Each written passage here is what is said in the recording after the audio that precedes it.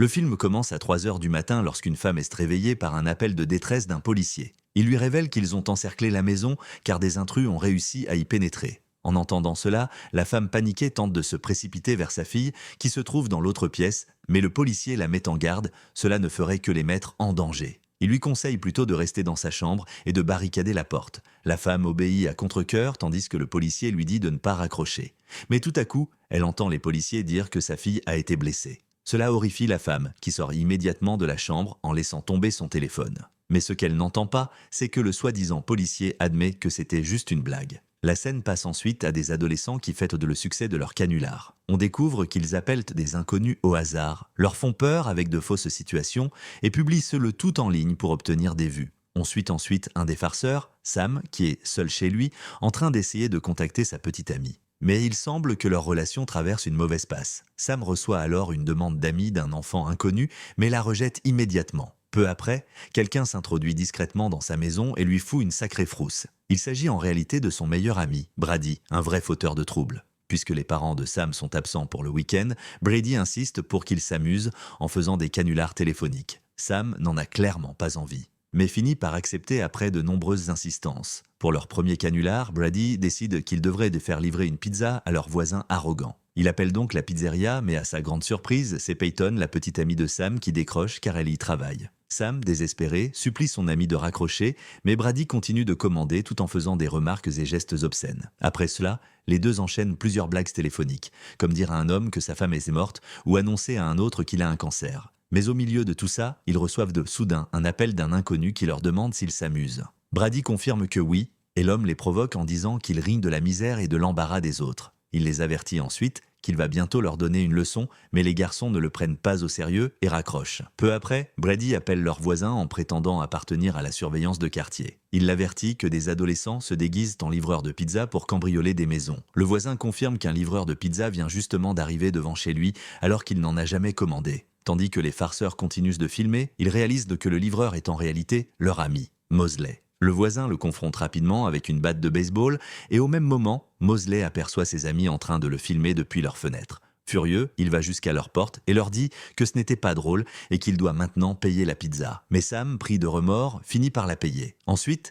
ils reçoivent un autre appel de l'homme mystérieux qui affirme que leur nuit va devenir très intéressante. Il leur ordonne aussi de ne surtout pas raccrocher quoi qu'il arrive, mais Brady le fait quand même. Par la suite, les deux garçons regardent un film pendant que l'inconnu les rappelle plusieurs fois. Au bout d'environ 1 heure, ils finissent par répondre, pensant qu'ils continuent de plaisanter, mais ils citent soudainement leur nom complet et récitent même leurs adresses. Il évoque aussi la blague qu'ils viennent de faire à leur voisin quelques minutes auparavant. Cela finit par effrayer les garçons et qui lui demandent qui il est. Mais il leur assure qu'ils le découvriront bientôt quand ils se verront en face à face. Il se donne alors un faux nom, Mr. Lee, avant de raccrocher. À ce moment-là, quelqu'un frappe violemment à la porte et les garçons manquent de fer dans leur froc.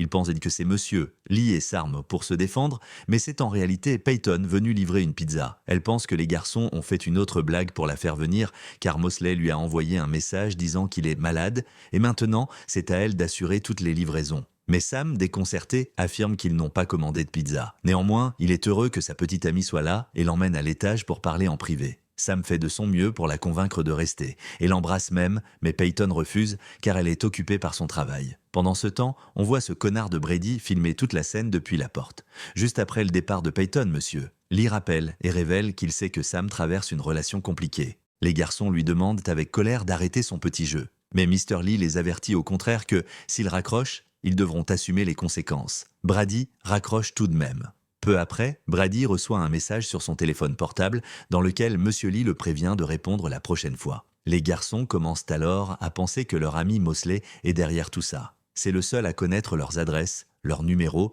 et la récente blague qu'ils ont faite à leurs voisins. À ce moment-là, Brady reçoit une photo floue montrant apparemment 2 personnes attachées à des chaises. Le téléphone fixe sonne aussi et lorsque Sam décroche, l'homme confirme qu'il n'est pas Mosley. Cela révèle qu'il a entendu toute leur conversation. Brady reçoit alors une autre photo qui s'avère être une image de ses parents attachés à des chaises. Fou de rage, il s'en prend à monsieur Lee, mais ce dernier le prévient. S'il veut que ses parents survivent, il ne doit pas raccrocher. Sam raccroche pourtant rapidement. Il affirme qu'ils doivent appeler la police et signaler le crime, ce à quoi Brady accepte à contre-cœur. Sam compose alors le 911, mais à son horreur, c'est Mr. Lee qui décroche. Sam, désespéré, s'empare du téléphone de Brady et essaie à nouveau, mais la même voix répond. Paniqué, Brady tente d'aller chez le voisin, mais ils reçoivent un nouveau message les avertissant que s'ils sortent de la maison, les parents mourront. À ce moment, Sam remarque que la webcam de son ordinateur portable est allumée, ce qui lui fait comprendre que Mr. Lee les observe. Mais avant qu'il puisse réagir, la télévision diffuse soudainement une vidéo cryptique montrant Mr. Lee s'approcher de Roy, grièvement blessé et attaché, qui faisait aussi partie du groupe de farceurs. Les garçons regardent impuissants pendant que Monsieur Lee l'étouffe avec un sac plastique.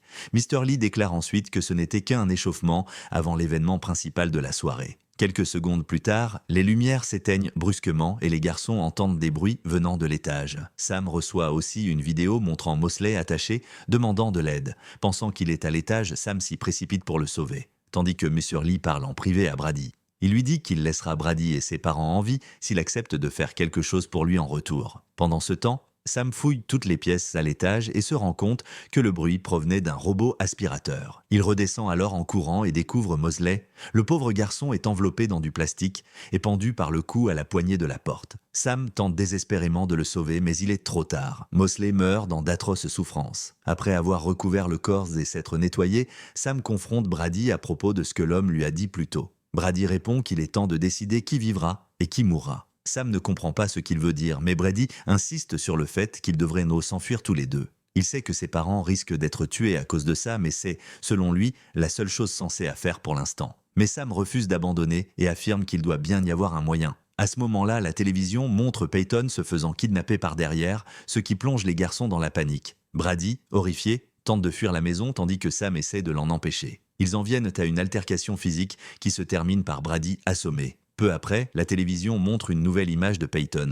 Cette fois, elle s'est blessée et attachée à une chaise. Sam, désespéré, promet de tout faire pour la sauver. Alors Mr. Lee propose un marché. Il dit qu'il les laissera partir, elle et lui, si Sam tue son meilleur ami, Brady. De plus, l'homme mystérieux avait donné la même option à Brady, mais celui-ci avait choisi de sauver son ami à la place. Cela place Sam dans un sérieux dilemme et il envisage de tuer Brady. Mais à la fin, il change d'avis et attache Brady à la rambarde, s'assurant qu'il ne puisse pas s'enfuir. Alors que les deux amis se disputent sur la marche à suivre, les lumières s'éteignent soudainement et une silhouette étrange apparaît dans l'ombre.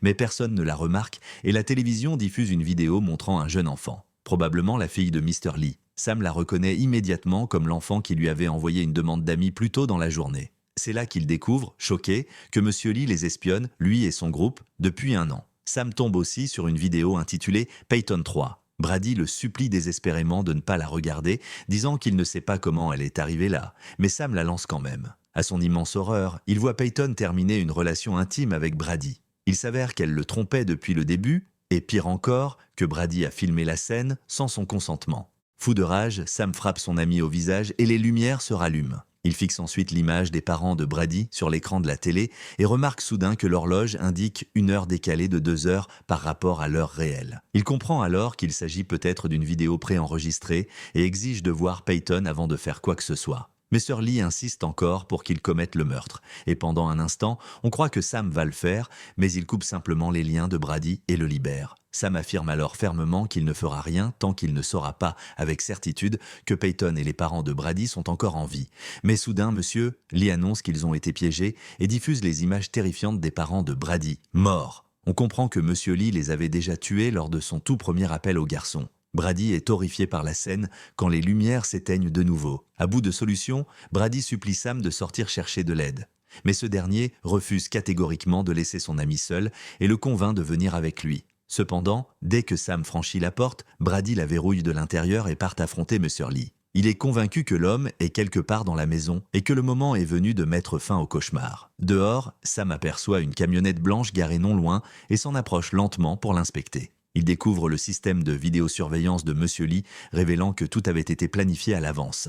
À son grand soulagement, Sam y trouve aussi Peyton attachée et la libère rapidement. Pendant ce temps, Brady sort par la porte arrière et tombe avec horreur sur le corps de Mosley suspendu à une balançoire. Puis on voit Monsieur Lee s'approcher lentement de lui, tel un monstre. Sam entend alors le cri de Brady et supplie Peyton d'appeler la police avant de courir secourir son ami. Il fouille chaque pièce de la maison plongée dans le noir et est parfois surpris par de la musique étrange, mais tout à coup, Sam entend le cri de Peyton venant du jardin juste au moment où Mr. Lee, masqué, l'attaque par derrière. S'engage alors un combat féroce entre les deux. Mais Sam prend l'avantage grâce à sa batte de baseball et finit par poignarder l'homme avec son propre couteau. À son horreur, lorsqu'il lui retire le masque, il découvre qu'il vient de poignarder son meilleur ami. La bouche de Brady était bâillonnée et il meurt après avoir murmuré ces derniers mots « Frère, pour la vie ». À ce moment critique, Monsieur Lee apparaît enfin et Sam, bouleversé, lui demande pourquoi il fait tout cela. Mr. Lee affirme qu'il se venge simplement de la nuit où les farceurs ont appelé chez lui. Le film retourne alors en arrière